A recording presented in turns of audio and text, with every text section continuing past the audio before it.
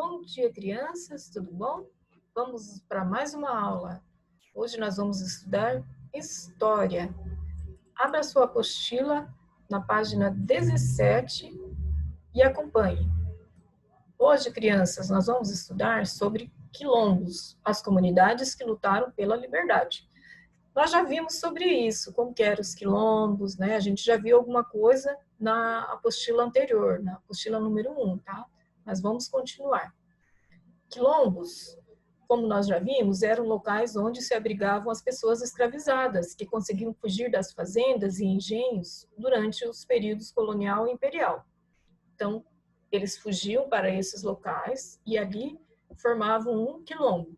Nesses locais, elas se organizavam de forma comunitária para o plantio e a proteção e a produção, resgatando sua cultura e criando novas relações sociais.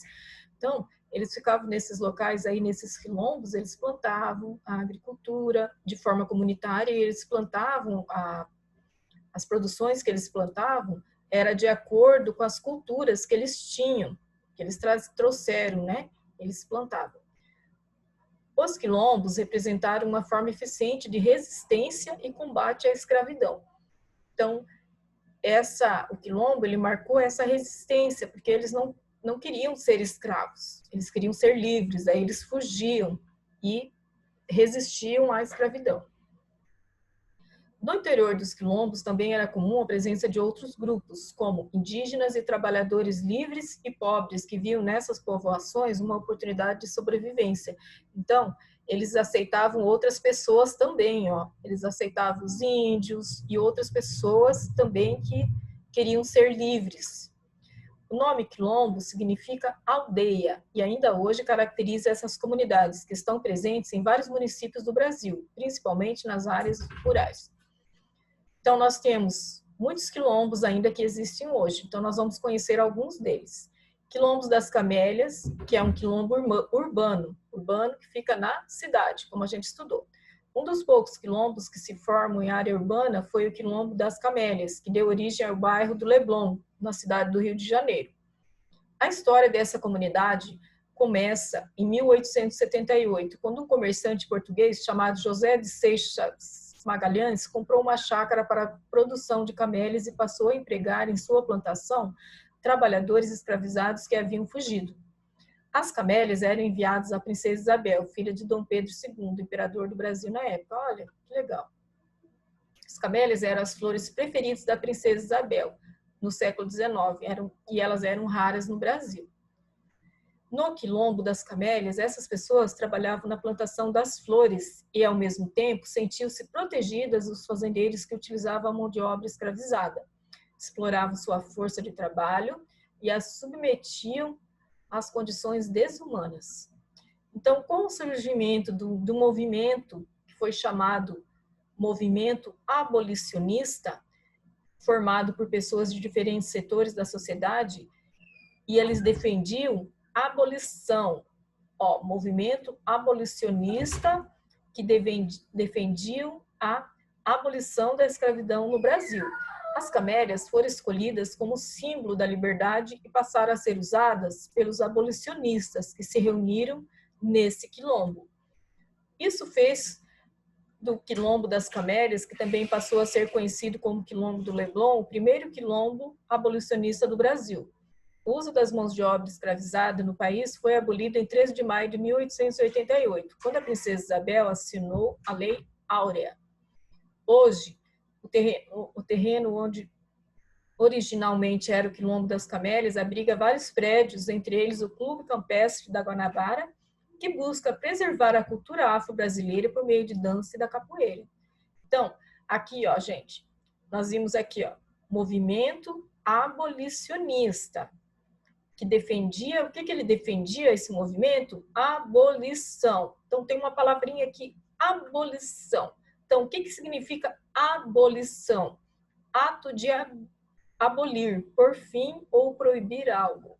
Então, eles queriam proibir essa escravização dos índios, tá?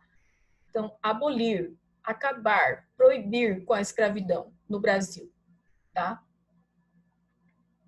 Aqui também nós temos um livro que ele trata sobre esse assunto, Um Quilombo no Leblon, de Luciana Sandrone.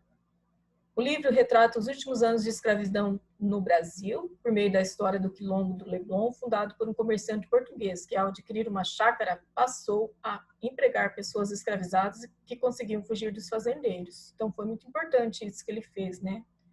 Deu emprego para essas pessoas. Agora, imagine, você é o historiador.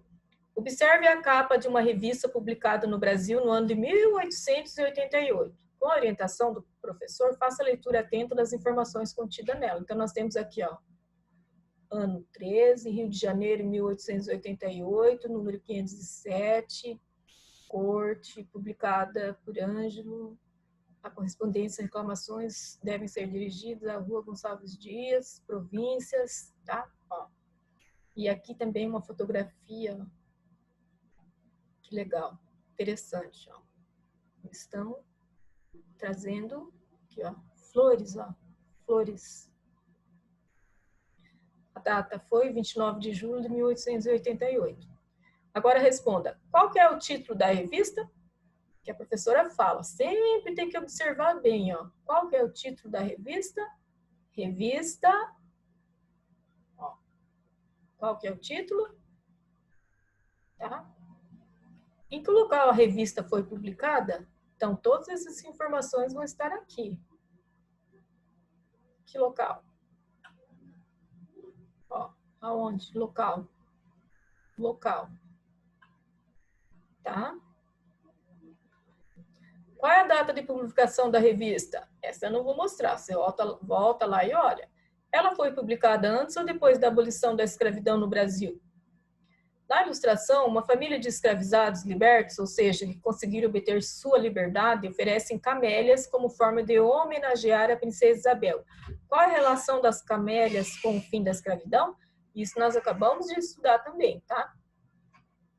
Se você também quiser se aprofundar mais, pode acessar o site do Museu do Cerrado, disponível no portal Edros, para conhecer um quilombo do Cerrado em Goiânia. O vídeo é narrado por uma moradora que conta a importância do quilombo onde vive, fundado por sua bisavó Inácia. Agora, nós vamos falar mais um pouco sobre as comunidades ribeirinhas da Amazônia. Então, as comunidades ribeirinhas também são tradicionais, mas diferentemente dos caiçaras que vivem no Brasil, no litoral, os ribeirinhos vivem à beira de rios e depende deles para a sua sobrevivência.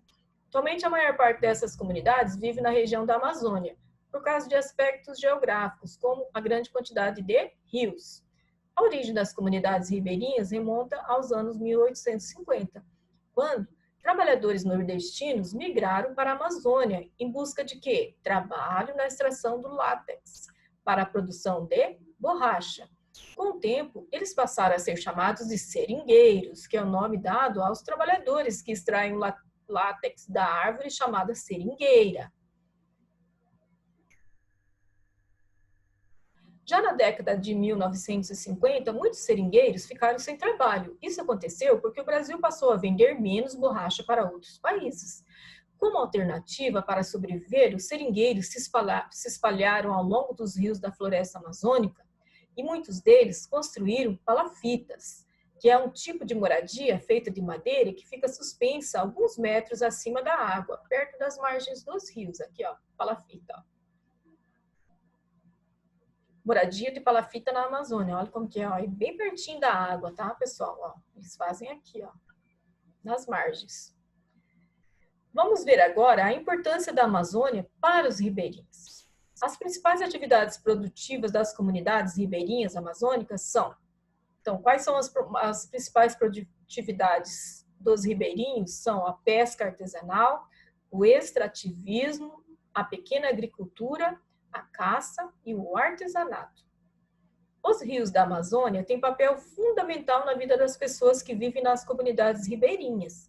Eles são os canais de comunicação e ligação com outras comunidades.